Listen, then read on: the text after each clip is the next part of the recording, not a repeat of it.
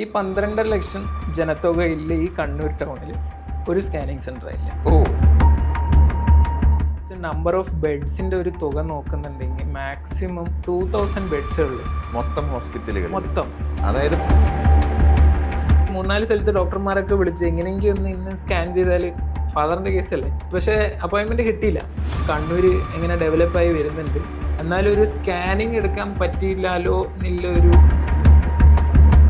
നമ്മുടെ കണ്ണൂരിൽ ഒരുപക്ഷെ ഇതുവരെ ഇല്ലാത്ത രീതിയിൽ ഒരു ഹൈടെക് സ്കാനിങ് സെന്റർ അവതരിപ്പിച്ചിരിക്കുകയാണ്. എന്തിനാണ് കണ്ണൂരിൽ ഇതുപോലൊരു സ്കാനിങ് സെന്റർ? കണ്ണൂരിൽ ഏകദേശം എല്ലാം ആയല്ലോ.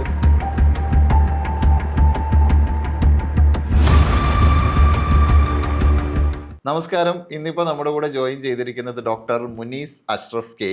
അദ്ദേഹം ഒരു ഓർത്തോ സർജനാണ്, specialised in sports injuries. Hi doctor. Hi. നമ്മൾ ഓൾറെഡി റെക്കോർഡിംഗ് സ്റ്റാർട്ട് ചെയ്യുന്നതിന് മുമ്പേ ഒരു കാര്യം സംസാരിച്ചു വരികയായിരുന്നു. ഇപ്പോൾ കണ്ണൂരിലേക്ക് ഒരുപാട് വിദേശികൾ ട്രീറ്റ്മെന്റിന് വരുന്നുണ്ട്, പ്രത്യേകിച്ചും അറബികൾ, ഒമാനിൽ നിന്നൊക്കെ. എന്തുകൊണ്ടായിരിക്കും അവർ ഇവിടെ വരുന്നത്? അവിടെ ഇങ്ങനെയുള്ള ട്രീറ്റ്മെന്റ് ഒക്കെ പൊതുവെ കുറവാണോ? അല്ല, അവിടെ എന്നെ സംബന്ധിച്ചോളം ഞാൻ മിഡിൽ ഈസ്റ്റിൽ ഉണ്ടായിരുന്നില്ല, പക്ഷേ എൻ്റെ ഒരു ഒബ്സർവേഷൻ എന്താണെന്ന് വെച്ചാൽ അവിടുത്തെ ട്രീറ്റ്മെന്റ് കോസ്റ്റ് കുറച്ച് കൂടുതലാണ്. അവർക്ക് കുറച്ച് കൂടുതലാണ്. ആൻഡ് അവർക്ക് എവിടെയോ ഒരു ട്രസ്റ്റ് ഫാക്ടർ ഇല്ല. അവിടുത്തെ നാഷണലൈറ്റ്സ്, അവിടുത്തെ പൗരന്മാരാണെങ്കിൽ പോലും അവിടുത്തെ ഒരു ചികിത്സാ രീതി അവർക്ക് അത്ര ഒരു ഇൻട്രസ്റ്റ് ഇല്ല. കാലങ്ങളായിട്ട് ഇന്ത്യ ആയിട്ടുള്ള ഒരു കണക്ഷനോ, പ്രത്യേകിച്ചിട്ട് മലബാർ ആയിട്ടുള്ള ഒരു കണക്ഷനിൽ അതാണോന്ന് എനിക്കറിയില്ല, പക്ഷെ അവർക്ക് ഇന്ത്യൻ ഡോക്ടേഴ്സും ഇന്ത്യൻ സ്റ്റൈൽ ഓഫ് ട്രീറ്റ്മെന്റിലാണ് കൂടുതലും ഒരു വിശ്വാസം ഉള്ളത്. അതെ. ആൻഡ് കോസ്റ്റ് മാത്രമല്ല, ഈവൻ കുറച്ച് ആൾക്കാരുടെ അടുത്ത് ഞാൻ സംസാരിച്ചപ്പോൾ മനസ്സിലാവുന്ന ഒരു കാര്യം, ദേ ഫീൽ കംഫർട്ടബിൾ. ഇവിടെ വന്ന് ആ ട്രീറ്റ്മെന്റ് എടുത്ത് പോവാൻ they feel very comfortable. May be landscape, നമ്മുടെ നാട്ടുകാരുടെ ഒരു ബിഹേവിയറോ എന്താന്ന് റീസൺ അറിയില്ല, ബട്ട് ഡെഫിനറ്റ്ലി ഹെൽത്ത് കെയറിന്റെ ഒരു കോസ്റ്റ് ഒരു ഫാക്ടർ തന്നെയാണ്. അതോടൊപ്പം മിക്കവാറും കൂടുതൽ ആൾക്കാർ എനിക്ക് തോന്നുന്നു ഇപ്പൊ കണ്ണൂർ തന്നെ കണ്ണൂർ ഇപ്പം വന്നു തുടങ്ങി. അതെ, കണ്ണൂർ ഇപ്പം വന്നു തുടങ്ങി. എയർപോർട്ടും പിന്നെ നല്ല ഹോസ്പിറ്റൽ ഫെസിലിറ്റീസ് ഒക്കെ ഉള്ളതുകൊണ്ട് ഇപ്പം അത്യാവശ്യം UAE അറബ് നാഷണൽസ് ഒക്കെ വന്ന് തുടങ്ങി. ഡോക്ടർ ഒരു ഓർത്തോ സർജൻ ആണല്ലോ, ഓർത്തോ ട്രീറ്റ്മെന്റിന് വേണ്ടിയിട്ടും ഓർത്തോനായിട്ടാണ് മെയിൻ ആയിട്ട് വരുന്നത്. ഓർത്തോ, സ്പൈന്, ന്യൂറോ അങ്ങനെയൊക്കെയാണ് കൂടുതലും വരുന്നത്. ശരി. ഡോക്ടർ ഒരു കണ്ണൂരുകാരനാണ്. ആൻഡ് മോർ ഓവർ ഇപ്പൊ നമ്മുടെ കണ്ണൂരിൽ ഒരുപക്ഷെ ഇതുവരെ ഇല്ലാത്ത രീതിയിൽ ഒരു ഹൈടെക് സ്കാനിങ് സെന്റർ അവതരിപ്പിച്ചിരിക്കുകയാണ്. എന്തിനാണ് കണ്ണൂരിൽ ഇതുപോലൊരു സ്കാനിങ് സെന്റർ? സിഗ്മ സ്കാൻസ് ഇപ്പം കണ്ണൂരിൽ ഏകദേശം എല്ലാം ആയല്ലോ. ഇനിയൊരു മെഡിക്കൽ രംഗത്ത് നോക്കുവാണെങ്കിൽ, അല്ലെങ്കിൽ ഇതിങ്ങനെ പറയാം, എന്തൊരു എന്താ പറയുക, എല്ലാത്തിനും ഒരു സ്റ്റിമുലസ് അല്ലെങ്കിൽ ഒരു ആശയം ഉണ്ടാവുമല്ലോ. പ്രത്യേകിച്ചിട്ട് ഇപ്പോൾ ഞാനൊരു ഓർത്തോ ഡോക്ടറാണ്, എന്തുകൊണ്ടൊരു സ്കാനിങ് സെന്റർ, ഞാനൊരു ഓർത്തോ ഹോസ്പിറ്റൽ വേണമെങ്കിൽ തുടങ്ങിയിട്ടുണ്ടാവാന്നില്ല പറയാലോ. അത് എനിക്കുണ്ടായ ഒരു ട്രിഗർ പേഴ്സണലായിട്ട് ഫാദറിനൊരു മേ ബി ഇതൊരു 4-5 വർഷം മുന്നേ അല്ലേ, അപ്പോൾ ഫാദറിനൊരു സ്കാനിങ്ങിൻ്റെ ഒരു അത്യാവശ്യം ഉണ്ടായിരുന്നു. അപ്പം അതൊരു കോൺട്രാസ്റ്റ് CT സ്കാനിങ് ചെയ്യേണ്ട ഒരു ആവശ്യമുണ്ട്. അപ്പം ഇപ്പം അറിയാലോ, ഹോസ്പിറ്റൽസ് എല്ലാം ഫുൾ ക്രൗഡഡ് ആണ്. അപ്പം നമുക്ക് അന്ന് അപ്പോയിൻമെന്റ് കിട്ടിയില്ല. അപ്പം നാട്ടിൽ അന്നേരം ഇവിടെ ഒരു സ്കാനിങ് സെന്ററേ ഉള്ളൂ, വർഷങ്ങളായി. അപ്പം അവിടെ പോയപ്പോൾ അവർ പറഞ്ഞ് 3 ദിവസം കഴിഞ്ഞിട്ട് അപ്പോയിൻമെന്റ് ഉള്ളു. ഞാൻ എന്നെ കൊണ്ട് പറ്റുന്നത് ചെയ്തു. അവിടെ ഒരു 10 സ്ഥലത്ത് വിളിച്ച് പറ്റുന്നത് ചെയ്യാൻ ഒരു 3-4 സ്ഥലത്ത് ഡോക്ടർമാരൊക്കെ വിളിച്ച് എങ്ങനെയെങ്കിലും ഒന്ന് ഇന്ന് സ്കാൻ ചെയ്താൽ ഫാദറിന്റെ കേസല്ലേ. അപ്പം പക്ഷെ അപ്പോയിൻമെന്റ് കിട്ടിയില്ല. അത് എനിക്കൊരു വലിയൊരു ട്രിഗർ പോയിന്റ് തന്നെ. ഇത് ഇത്രയും നമ്മൾ പഠിച്ചിട്ടും അറിവുണ്ട്, അത്യാവശ്യം കണ്ണൂർ എങ്ങനെ ഡെവലപ്പായി വരുന്നുണ്ട്, എന്നാലും ഒരു സ്കാനിങ് എടുക്കാൻ പറ്റിയില്ലല്ലോ എന്നുള്ളൊരു വിഷമം അന്നുണ്ടായിരുന്നു.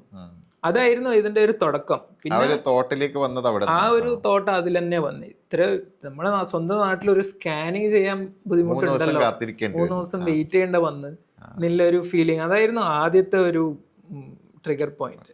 പിന്നെ അതിന്റെ ബാക്കിൽ ഞാൻ സ്റ്റഡി ചെയ്യാൻ തുടങ്ങി. ഈ പറഞ്ഞ പോലെ ഞാനൊരു ഓർത്തോ ആണ്, സൈഡ് ബൈ സൈഡ് എൻ്റെ കരിയറും എൻ്റെ സർജറീസും വിദേശത്ത് ട്രെയിനിങ്ങും കാര്യങ്ങളൊക്കെ ചെയ്യുന്നുണ്ടായിരുന്നു. ബട്ട് ഇതെപ്പോഴും ബാക്ക് ഓഫ് ദ മൈൻഡ് ഉണ്ടായിരുന്നു. അപ്പം ഇതിനായിട്ട് പുറത്ത് ഇന്ത്യ ഒട്ടാകെ ഒരു 5-6 സ്ഥലത്ത് മിനിമം ഒരു ഫീസിബിലിറ്റി സ്റ്റഡി, ഇത് സംഭവം നടക്കുമോ എന്നുള്ളത് മനസ്സിലാക്കണമല്ലോ. അപ്പം ആ ഒരു സ്റ്റഡി പീരീഡിൽ മനസ്സിലായി, ഓക്കെ, ഇത് സംഭവം അത്യാവശ്യമാണ്. ഇനി അവതരിപ്പിക്കണം, ആ രീതിയിലൊന്ന് അതിനെ പ്രസന്റ് ചെയ്താൽ കൊള്ളാം. കണ്ണൂരുകാർക്ക് ഒരു കാട്ടിക്കൂട്ടൽ പരിപാടി ഇഷ്ടമല്ല. അപ്പം ആ രീതിയിൽ തന്നെ അത് ചെയ്തിട്ടുണ്ട്. ഇതെന്തായാലും പിന്നെ ജനങ്ങൾക്ക് ഉപകാരപ്പെടും. എന്താ വെച്ചാല് ഒരു വേറൊരു ഇതിന് കപ്പാസിറ്റി ഉണ്ടോ എന്നാണ് കുറെ ആൾക്കാർ ചോദിച്ചത്. എടാ ഇതെല്ലാം ആവശ്യമുണ്ടോ? കണ്ണൂരിന് ഇത്രയും ഹൈടെക് സ്കാനിങ്സ് ഒക്കെ ആവശ്യം വരുമോന്നല്ലേ? അതെ. അതിന് സിമ്പിൾ ബ്രേക്ക് ഡൗൺ ഞാൻ പറഞ്ഞുതരാം.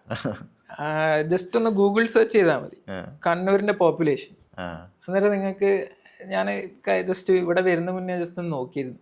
അപ്പം 2011 സെൻസസ് പ്രകാരം 25 lakhs. സ്വാഭാവികമായിട്ടും നമ്മളൊരു കൂടിയിട്ടുണ്ടാവും. നമ്മളത് 25 lakh തന്നെ വെക്കാം. അതിന്റെ കണക്കാണ്. ഇപ്പൊ 25 lakh ആണെങ്കിൽ നമ്മൾ കുറെ ആൾക്കാർ പ്രവാസിയായിരിക്കും. അതൊരു 50% പോട്ടെ. എന്നാലും ഇത്രയുണ്ട് 12.5 ലക്ഷം. ഈ 12.5 ലക്ഷം ജനത്തുകയില്ല ഈ കണ്ണൂർ ടൗണിൽ ഒരു സ്കാനിങ് സെന്റർ ആയില്ലേ? ഒരു ഹോസ്പിറ്റൽസ് ആണ്. എന്നാലും 12.5 ലക്ഷത്തിൽ ഇപ്പം എല്ലാവർക്കും ഒരു ട്രീറ്റ്മെന്റ് വരേണ്ടി വരില്ലല്ലോ ഒരു ദിവസം പെട്ടെന്ന്. കൊറോണ പോലത്തെ ഒരു പാൻഡമിക് ഉണ്ടെങ്കിൽ മാത്രമേ ഉണ്ടാവുള്ളൂ. അതും ഒരു കണ്ണൂരിന്റെ ഒരു മൈനസ് പോയിന്റ് ആണ്. എന്താന്ന് വെച്ചാല് നമുക്ക് ഇത്രയും ഹോസ്പിറ്റൽസ് ഉണ്ടെങ്കിൽ തന്നെ ആകെപ്പാടെ ഈ ഹോസ്പിറ്റൽസ് നമ്പർ ഓഫ് ബെഡ്സിന്റെ ഒരു തുക നോക്കുന്നുണ്ടെങ്കിൽ മാക്സിമം ഒരു 1500-2000 ബെഡ്സേ ഉള്ളൂ മൊത്തം ഹോസ്പിറ്റലുകൾ. അതായത് 12.5 ലക്ഷം മിനിമം ആൾക്കാർ ഗവൺമെന്റ് വിത്ത് പ്രൈവറ്റ്. ഏത് വലിയ ഹോസ്പിറ്റൽ നിങ്ങൾ കൂട്ടി നോക്കൂ. അതായത് ഈ 12.5 ലക്ഷം ആൾക്കാർ ഷുവർ ആയിട്ടുള്ള കണ്ണൂർ ജില്ലയിൽ ആകെയുള്ള ഹോസ്പിറ്റൽ ബെഡ് എന്ന് പറഞ്ഞാൽ 2000 ഉള്ളൂ. മാക്സിമം 2000. നിങ്ങൾ 3000 കണക്കൂട്ടിക്കോ. 3000 കണക്കൂട്ടിക്കോ. ഇത് എല്ലാ ജില്ലയിലും ഇങ്ങനെ തന്നെ ആയിരിക്കുമോ? ആ സ്റ്റാറ്റ്സ് എനിക്കറിയില്ല. അത് പോളിസി മേക്കേഴ്സ് നോക്കേണ്ട കാര്യമാണ്. ഇത് ആക്ച്വലി നമുക്ക് ബുദ്ധിമുട്ട് വരാ എന്തെങ്കിലും പാൻഡമിക് വന്നിട്ടുണ്ടെങ്കിൽ അന്നേരം വേർപ്പ് മുട്ടിപ്പോവും. അതിപ്പോ അനുഭവം ഉണ്ടായതാണല്ലോ. അതെ. അല്ലാതെ തന്നെ ഇപ്പൊ നമ്മൾ ഹോസ്പിറ്റലിൽ പോയി കഴിഞ്ഞാൽ പല കേസിലും റൂം കിട്ടാൻ നാളെ ഉച്ചയാവും, നാളെ വൈകുന്നേരം ആവും എന്നൊക്കെ പറയേണ്ടി വരുന്നത് ഇതുകൊണ്ടാണ്. വരേണ്ടി വരും. പിന്നെ നമുക്ക് സ്വാധീനം ഇല്ല ആൾക്കാരെ വിളിക്കണം. നമുക്ക് ഇവനെ അറിയാം, മറ്റവനെ അറിയാം, കണ്ണൂരാണല്ലോ. അപ്പോ അങ്ങനെയല്ലേ ചെയ്യണം. അപ്പൊ ഞാൻ പറഞ്ഞു വരുന്ന ആ ഗ്യാപ്പ് മനസ്സിലായില്ലേ നിങ്ങൾക്ക്? അത്രയും ഗ്യാപ്പ് ഉണ്ട്. ഈ ഗ്യാപ്പ് എന്ന് പറയുന്നത് അത് കച്ചവടമായിട്ട് മുതലാക്കാനല്ല, ആവശ്യക്കാർക്ക് അത് എന്നെ എത്തിയിട്ടില്ല. ആ ഗ്യാപ്പ് പല കാരണം കൊണ്ട്, may be governmental issues, private issues. അപ്പം ഇത് ഹോസ്പിറ്റൽസും ട്രീറ്റ്മെന്റും അതാണ് അതിന്റെ ഗ്യാപ്പ്. അപ്പൊ ഇത് ഈ സ്റ്റഡി ചെയ്യുമ്പോൾ മനസ്സിലാക്കിയതാണ്. അപ്പോൾ നമ്മൾ അടുത്ത മേഖലയാണ് ഡയഗ്നോസ്റ്റിക്സ് മേഖല. അതാണ് നമ്മുടെ സ്കാനിങ്. ഡയഗ്നോസ്റ്റിക്സിൽ ബ്ലഡ് ടെസ്റ്റ് ഉണ്ട്, ലാബ് ഉണ്ട്, പെത്തോളജി ഉണ്ട്, റേഡിയോളജിയും വരും. പെത്തോളജി ലാബും കാര്യങ്ങളെല്ലാം അത്യാവശ്യം ഇവിടെ സെറ്റപ്പ് ആണ്, ഉണ്ട്. സ്കാനിങ് നോക്കുമ്പോൾ ഇൻഡിവിജ്വൽ സ്കാനിങ് സെന്റർ നോക്കുമ്പോൾ കുറവാണ്. അതിൽ ഈ പറയുന്ന 3-4 ഹോസ്പിറ്റൽസ് അല്ലെങ്കിൽ ഒരു 5 ഒരു MRIന്റെ ഒരു ഉദാഹരണം പറഞ്ഞുതരാം. ഇപ്പൊ കണ്ണൂർ ഒട്ടാകെ ഇപ്പൊ നമുക്കൊരു കണക്ക് നോക്കിയിട്ടുണ്ടെങ്കിൽ ഒരു 6 MRI മെഷീൻ ഉണ്ടാവും കണ്ണൂർ ഡിസ്ട്രിക്ട് ഫുൾ. അത്രേ ഉണ്ടാവുള്ളൂ. മലയോര പ്രദേശ ടൗണ് ഒക്കെ നോക്കിയിട്ടുണ്ടെങ്കിൽ നമുക്ക് ഒരു 6 MRI മെഷീൻ ഉണ്ടാവും. ഒരു 7 എണ്ണം വെച്ചോ. ഒരു ഹോസ്പിറ്റലിൽ ശരാശരി OP 500 മിനിമം. ഈ ഹോസ്പിറ്റലിൽ 3500 ആൾക്കാരാണ് മിനിമം പോകുന്നത്. അപ്പം ഈ ഒരു ഗ്യാപ്പ് ഒക്കെ ഐഡന്റിഫൈ ഉണ്ട്. ഇതിന്റെ അനുഭവിച്ചത് കൊണ്ട്, സ്വന്തം ഉപ്പാന്റെ കേസിൽ അനുഭവിച്ചത് കൊണ്ട് ഇത് എന്തായാലും നടപ്പിലാക്കണം എന്നുള്ളൊരു വാശി തന്നെ ആയിരുന്നു ഉണ്ടായത്. ഇതിപ്പോ സിഗ്മ സ്കാൻസ് നമ്മൾ സ്റ്റാർട്ട് ചെയ്താലും ആ ഒരു തിരക്ക് ഒരു പക്ഷേ കുറച്ച് കുറക്കാൻ സഹായിക്കും അത്രത്തോളം ആളുകൾ. തീർച്ചയായിട്ടും. ഇപ്പൊ വേറൊരു നല്ല കാര്യം ഞാൻ പറഞ്ഞുതരാം. സിഗ്മ തുടങ്ങി ഇപ്പൊ ആകെ സിഗ്മ സ്കാൻസ് തുടങ്ങിയിട്ട് ഇപ്പൊ ആകെ ഒരു മാസം ആവുന്നില്ല. അതിൽ തന്നെ ഇപ്പൊ നമ്മുടെ കോമ്പറ്റീറ്റേഴ്സ് ആയിക്കോട്ടെ, അവരെ 2ാമത്തെ ബ്രാഞ്ച് ഇടാൻ തുടങ്ങി. അതിന്റെ പണി തുടങ്ങി. അതിൽ തന്നെ നിങ്ങൾക്ക് മനസ്സിലാവുന്നുണ്ടല്ലോ അതിന്റെ സ്കോപ്പ് എത്രയാണ്. സോ അത്രയും നല്ലതാ. സിഗ്മ തുടങ്ങി ഒരു മാസമായിട്ടുണ്ടെങ്കിൽ കണ്ണൂരിന് നല്ലതേ ചെയ്തിട്ടില്ല. ഒരു എക്സ്ട്രാ MRI 2 സ്കാനിങ് സെന്റേഴ്സ് ഇപ്പം തുടങ്ങുന്നുണ്ട്. അപ്പൊ അത്രയും MRI വരുന്നുണ്ട്, ആൾക്കാർക്ക് അത്രയും ആക്സസിബിൾ ആയി. ഞാൻ ആ ഒരു രീതിയിൽ അത് നോക്കുന്നത്. അപ്പം ആവശ്യക്കാരുണ്ട്. ഐ മീൻ അത്രയും അത്യാവശ്യമാണ്. എന്താ വെച്ചാല് ഇക്കാലത്ത് ട്രീറ്റ്മെന്റ് വെറും പണ്ട് ഡോക്ടർ പോയിട്ട് ജസ്റ്റ് മരുന്നും മേടിച്ച് പോകുന്നതല്ലല്ലോ. നമ്മൾ ഡയഗ്നോസിസ് എന്താ, ഇതെന്താ, മറ്റേ രോഗം എന്താന്ന് അറിയുകയാണെങ്കിൽ സ്കാനിങ് എല്ലാം ചെയ്ത് കഴിഞ്ഞാൽ ഡെഫിനറ്റ് ആയിട്ട് ഇത് സംഭവം എന്താണെന്ന് നമുക്കൊരു ഡയഗ്നോസിസിൽ എത്താൻ കഴിയുള്ളൂ. അപ്പം ഡോക്ടേഴ്സ് ഇപ്പം ഡയഗ്നോസിസ് ചെയ്യാൻ വേണ്ടിയിട്ട് സ്കാനിങ് ആശ്രയിക്കുന്നുണ്ട്. അപ്പം ആ ഒരു സർവീസ് നമ്മൾ പ്രൊവൈഡ് ചെയ്യണമല്ലോ. നമ്മുടെ സ്കാനിങ് സെന്ററിന്റെ ഒരു ഇൻഫ്രാസ്ട്രക്ചർ നോക്കിക്കഴിഞ്ഞാൽ മേ ബി ഒരു ഹോസ്പിറ്റൽ പോലെയോ അല്ലെങ്കിൽ ഒരു എയർപോർട്ട് പോലെയൊക്കെ തോന്നുന്നത് പോലെ അത്രയും ഹൈടെക് ആയിട്ടാണ് അത് മെയിൻറ്റെയിൻ ചെയ്തിരിക്കുന്നത്. അതിന്റെ ആവശ്യമുണ്ട്? അത് എന്തിനാണ്? ഹൈടെക്കിനെയും കാട്ടിയും ഒരു പ്ലസന്റ് ഫീലാണ്. ഇപ്പം 5 സ്റ്റാർ സെറ്റപ്പ് എവിടെയും ഇല്ലാത്ത കാലിക്കറ്റ് ഉണ്ട്, മംഗലാപുരം ഉണ്ട്, മദ്രാസിലുണ്ട്, ബാംഗ്ലൂർ ഉണ്ട്, വയനാട്, കണ്ണൂർ. നമ്മൾ തന്നെയല്ലേ അത് പ്രൊവൈഡ് ചെയ്യണ്ടേ? നമുക്ക് ആ ഒരു ഓപ്പർച്യൂണിറ്റി ഉണ്ടാവുമ്പോൾ അതെന്തായാലും അത് പ്രൊവൈഡ് ചെയ്യണമല്ലോ. അപ്പൊ ഒന്നിനും കുറവ് വേണ്ട, ആ സെറ്റപ്പും പിന്നെ അറ്റ് ദ സെയിം ടൈം കോസ്റ്റും ഒരു ഏകദേശം ഗവൺമെന്റ് കോളേജ് കഴിഞ്ഞാൽ പരിഹാരം കഴിഞ്ഞാലുള്ള ഒരു റേറ്റ് നമ്മൾ തന്നെയാണെന്ന് തീർച്ചയായിട്ടും പറയാൻ പറ്റും. ഏറ്റവും അഫോർഡബിൾ റേറ്റ്സിൽ. പ്ലസന്റ് വേറൊരു കാരണം എന്താ വെച്ചാൽ സ്കാനിങ് ചെയ്യാൻ വരുമ്പോൾ ഭയങ്കര ആശങ്കയാണ്. എന്തെങ്കിലും ഉണ്ടാവോ, ഈ അകത്ത് എന്താ എന്തെങ്കിലും സംഭവം പ്രശ്നം എന്തെങ്കിലും ഉണ്ടാവോ എന്നുള്ളൊരു ആശങ്ക. അപ്പൊ അത് നീക്കാൻ വേണ്ടിയിട്ട് ആണ് അങ്ങനത്തെ ഒരു ഫീൽ, ഒരു ആംബിയൻസ്, ഒരു ലൈറ്റ് മ്യൂസിക് ബാക്ക്ഗ്രൗണ്ട് പോവാനും പിന്നെ TV, ആ രീതിയിൽ അത്രയും ചിന്തിച്ചിട്ടാണ് ഈ കാര്യങ്ങൾ ചെയ്തത്. അതുകൊണ്ട് അത്രയും ഡീറ്റെയിൽഡ് ആയിട്ട് പോകുമ്പോൾ നമുക്ക് ആ ഒരു വരുന്ന ഒരു പേഷ്യന്റ് സാറ്റിസ്ഫൈഡ് ആയിട്ട് പോയിട്ടുണ്ടെങ്കിൽ മതി, വി ആർ ഹാപ്പി. നമ്മുടെ സിഗ്മ സ്കാൻസിൽ കണ്ണൂരിൽ ഇതുവരെ ഇല്ലാത്ത എന്തെങ്കിലും ടെസ്റ്റ് നമ്മൾ കൊണ്ടുവന്നിട്ടുണ്ടോ? കണ്ണൂർ ഇല്ലാത്ത യെസ്.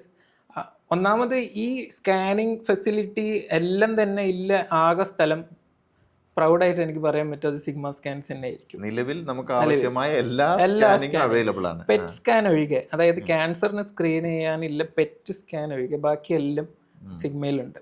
അത് നമ്പർ 1. രണ്ടാമത്തേത് ഒരു ഹോൾ ബോഡി ഡെക്സ, അതായത് എല്ലിന്റെ ഉറപ്പും എല്ലിന്റെ ബലഹീനത നോക്കാൻ വേണ്ടിയിട്ടുള്ള ഒരു ഡെക്സ മെഷീൻ, ഹോൾ ബോഡി ഡെക്സയാണ്. അപ്പം എല്ലിന്റെ ഏത് പാർട്ട് എടുത്ത് നോക്കിയാലും അതിന്റെ കറക്റ്റ് ഡെൻസിറ്റി അറിയാൻ പറ്റും. പിന്നെ ബോഡി ഫാറ്റ് കോമ്പോസിഷൻ, വെള്ളത്തിന്റെ അംശം എത്ര ഉണ്ട്, ഫാറ്റിന്റെ അംശം എത്ര ഉണ്ട് എന്നുള്ളതെല്ലാം അറിയുന്നത് ആ ഒരു മെഷീൻ ഫസ്റ്റ് ഇൻ കണ്ണൂരാണ്. First in Kannur. അപ്പൊ ഈ ഡെക്സയുടെ ഒക്കെ ആവശ്യം ആക്ച്വലി കണ്ണൂരുകാർക്ക് ഉണ്ട്. പിന്നെ അല്ലാണ്ട് എവിടെ മനുഷ്യന്മാരില്ല സ്ഥലത്തുള്ള ഡെക്സ, അതായത് എല്ലിന്റെ ഉറപ്പ് ആരൊക്കെ മനസ്സിലാവണ്ടേ? അല്ല, അതങ്ങനെ ഡയഗ്നോസ് ഡോക്ടർമാർ വേണ്ടി വരുന്ന ഒരു കാര്യമാണോ? ആണ്. അപ്പം അത് വേറെ ഒരു ഗ്യാപ്പാണ്. നിങ്ങൾ മനസ്സിലാക്കേണ്ട, ഞാനൊരു ഓർത്തോം കൂടിയാണ്. അപ്പൊ അതിന്റെ ഗൗരവം കൂടുതൽ അറിയുന്ന ഒരാളാണ്. ഓസ്റ്റിയോപൊറോസിസ് എന്ന് പറയുന്ന ഒരു ഡയഗ്നോസിസ് ചെയ്യാൻ, ഓസ്റ്റിയോപൊറോസിസ് എല്ലിന്റെ ബലഹീനത ഒരു പ്രായം എത്തിക്കഴിഞ്ഞാൽ എല്ലാവർക്കും ഉണ്ടാവും. 50 വയസ്സ് പ്ലസ്, 60 വയസ്സ് പ്ലസ് ആണെങ്കിൽ എന്തായാലും എല്ലുകൾ പൊടിഞ്ഞു വരും, ബലഹീനത ഉണ്ടാവും. അപ്പൊ ഇതിനെ അസസ്മെന്റ് ചെയ്യാൻ നമുക്ക് കുറച്ച് ഗൈഡ് ലൈൻസ് ഉണ്ട്. ഇന്ന പോയിന്റ്സ് ഉണ്ടെങ്കിൽ ക്ലിനിക്കൽ ഗൈഡ് ലൈൻസ്. അപ്പൊ ഇന്ന പോയിന്റ്സ് ഉണ്ടെങ്കിൽ ഇത് ഡയഗ്നോസ്ഡ് ഓസ്റ്റിയോപൊറോസിസ്, ഇതിന് ട്രീറ്റ്മെന്റ്. ഇക്കാലം വരെ കണ്ണൂരിലെ ഡോക്ടേഴ്സ് നമ്മളും എല്ലാവരും തന്നെ ഈ ഡെക്സ ഇല്ലാത്തത് കൊണ്ട് ഈ ക്ലിനിക്കൽ ഗൈഡ് ലൈൻസിൽ ഫസ്റ്റ് പറയുന്നത് ഓസ്റ്റിയോപൊറോസിസിന്റെ Z സ്കോറും T സ്കോറും, അതിന്റെ സ്കോർ -2ന്റെ താഴെയാണെങ്കിൽ ട്രീറ്റ്മെന്റ് സ്റ്റാർട്ട് ചെയ്യണമെന്നാണ്. ഇങ്ങനത്തെ ടെസ്റ്റ് ഇല്ലാത്തതുകൊണ്ട് തന്നെ നമ്മൾ അത് ഇല്ലാണ്ട് തന്നെ ട്രീറ്റ്മെന്റ് ചെയ്യുമായിരുന്നു. വേറെ ഓപ്ഷൻ ഇല്ല. എക്സ്റേ നോക്കിയിട്ടാണ്. തെറ്റൊന്നും അല്ല ഞാൻ പറയുന്നത്, ഡെക്സയിൽ അങ്ങനല്ല. പക്ഷെ ഗൈഡ് ലൈൻസിൽ ആദ്യം പറയുന്നത് DEXA score, bone density score <2 ആണെങ്കിൽ ഈ ട്രീറ്റ്മെന്റ് സ്റ്റാർട്ട് ചെയ്യണം. അപ്പം ഇത്രയും കാലമായിട്ട് ആ ഒരു ഫെസിലിറ്റി ഡെക്സ മസ്റ്റ് ആയിട്ടും വേണ്ടി വരുന്ന ഡെക്സ ടെസ്റ്റ് മസ്റ്റ് ആയിട്ടും വേണ്ടി വരുന്ന കണ്ണൂരിൽ ഒരു പേഷ്യന്റ് ഇത്രയും നാൾ എന്താ ചെയ്തോണ്ടിരുന്നത്? മംഗലാപുരം അല്ലെങ്കിൽ കോഴിക്കോട് പോകും. അത് പോയ ഉടനെ ചെയ്തിട്ട് വരാൻ പറ്റണമെന്നില്ല, അന്ന് തന്നെ പോകും. അതായത് ഈ പറയുന്ന 10 മിനിറ്റിന്റെ ടെസ്റ്റ് ഹാർഡ്ലി 1500 അല്ലെങ്കിൽ 2000 റുപ്പീസ്. ഇതിന് ഒരു ദിവസം പോകും. മംഗലാപുരം അല്ലെങ്കിൽ കോഴിക്കോട് പോണ്ടേ, അതിന്റെ വണ്ടി ചെലവ്, അവിടുത്തെ സ്കാനിങ്ങിന്റെ പൈസ, തിരിച്ചു വരണം, പിന്നെ ഈ ഡോക്ടറിനെ വന്ന് കാണിക്കണ്ടേ, ഒരു 1.5 ദിവസം അവിടെ പോയി ഈ ഒരു സിമ്പിൾ ടെസ്റ്റിന്. ഓക്കെ, ഞാൻ വേറൊന്ന് ചോദിക്കട്ടെ. സംഭവം ഉണ്ടല്ലോ, ആവശ്യമില്ലാത്ത കുറെ ടെസ്റ്റുകളൊക്കെ ഇപ്പൊ ഹോസ്പിറ്റലിൽ നേടിക്കുന്നുണ്ടെന്നുള്ളൊരു സ്റ്റിഗ്മ ഉണ്ട്. അതുണ്ട്. അതിപ്പം ഒരു ഗ്രോയിങ് കൺസേൺ ആണ്. അത് നമ്മളെ മെഡിക്കൽ ഫ്രെറ്റേണിറ്റി ഫേസ് ചെയ്യുന്നതാണ്. എപ്പോഴും ഒരു സസ്പീഷ്യസ് ആയിട്ട്